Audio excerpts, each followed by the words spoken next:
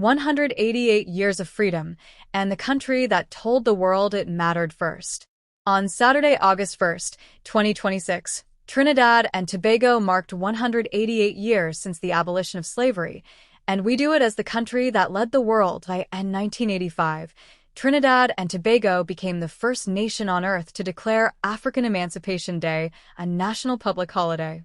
Not a commemoration, not a footnote, a holiday written into the life of the country. In her national message, Prime Minister Kamla Persad-Bissessar SC described the transatlantic slave trade as one of history's greatest crimes against humanity. Millions of African women, men, and children forcibly removed from their homeland and subjected to cruelty. And then she named what could not be taken. No chain could imprison their spirit, no injustice could extinguish their humanity, and no oppression could silence their determination to be free. The Prime Minister credited the descendants of enslaved Africans with shaping every part of who we are: music, literature, culture, education, business, public service, science, and sport. She said the 1985 decision honored the sacrifices of those who built this nation and made sure their story would keep being told. Her closing thought is the one worth carrying into the weekend. The enduring lesson of emancipation is that freedom is never merely inherited. It must be cherished, protected, and strengthened by every generation. Freedom isn't a thing we received. It's a thing we keep. A Trimbagonian success story grows again as Trinota Group opens its third modern plaza at Trincity. Minister of Finance Davendernath Tanku was in Trincity for the grand opening of Pennywise Cosmetics' third plaza, and he made clear the day was about something bigger than a ribbon. It is about much more than the opening of another store. It is about celebrating a Trimbagonian success story. For more than 4 decades, Pennywise Cosmetics has been woven into the fabric of our nation. It is not simply a business. It is an institution. He captured what every family already knows. Dropping off our wives, mothers, daughters, or sisters at Pennywise became something of a rite of passage. For decades, 3 plazas. A wholly local company still growing, still hiring, still building in Trinidad and Tobago. When local business expands, communities work.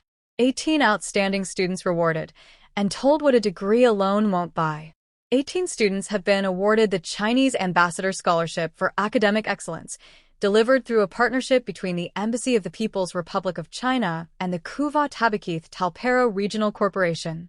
Minister of Rural Development and Local Government Khadija Amin used the moment to give the recipients advice most students never hear at a prize giving.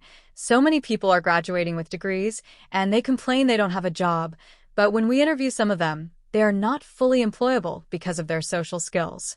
Your ability to relate to others, to work as a team, to incorporate knowledge from outside of your area of expertise that will help you make meaningful contributions. She also pushed them toward their communities and reframed something too many young people hear as a penalty. Community service is not punishment. It is a part of your personal development. A blank wall power washed and painted with a mural, trees planted, a beach cleanup. Small things that lift a whole district. Chinese Ambassador Ren Hongyan told the students the award is both an honor and a responsibility.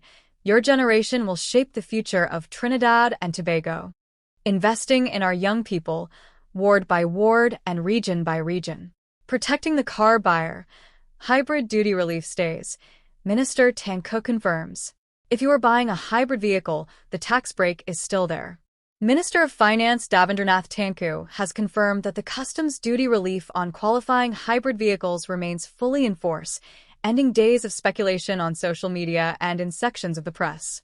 Legal Notice Number 247 of 2024 remains in force. Any new or used private hybrid vehicle that satisfies the criteria set out in the legal notice will continue to benefit from the existing customs duty relief. The classification ruling does not remove or alter the relief available to qualifying vehicles. And the minister did not simply issue a statement and move on. Within days of the concern being raised, the ministry sat down with the Trinidad and Tobago Automotive Dealers Association, twice, on July 27th and again on July 30th, with the Comptroller of Customs and Excise and the Treasury Solicitor at the table. He confirmed the classification ruling itself is correct and consistent with the rules applied by the World Customs Organization, and reaffirmed his commitment to continued engagement with stakeholders, transparency, open dialogue, and collaboration on matters of public interest. Dealers have certainty. Consumers keep their relief. That's what responsive government looks like.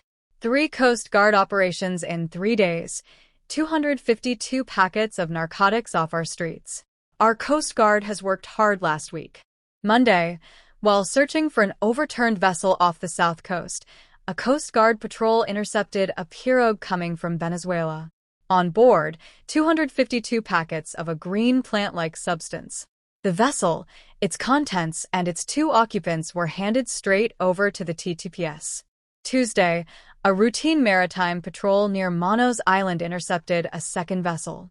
Tuesday later, a third vessel was pursued and beached off Chatham. 3 operations in 3 days. That is what sustained patrol capability looks like, and every packet stopped at sea is a packet that never reaches a block, a school gate, or somebody's child. The Coast Guard says it remains committed to working with partner agencies to safeguard our maritime borders, deter illegal maritime activity, and combat transnational crime.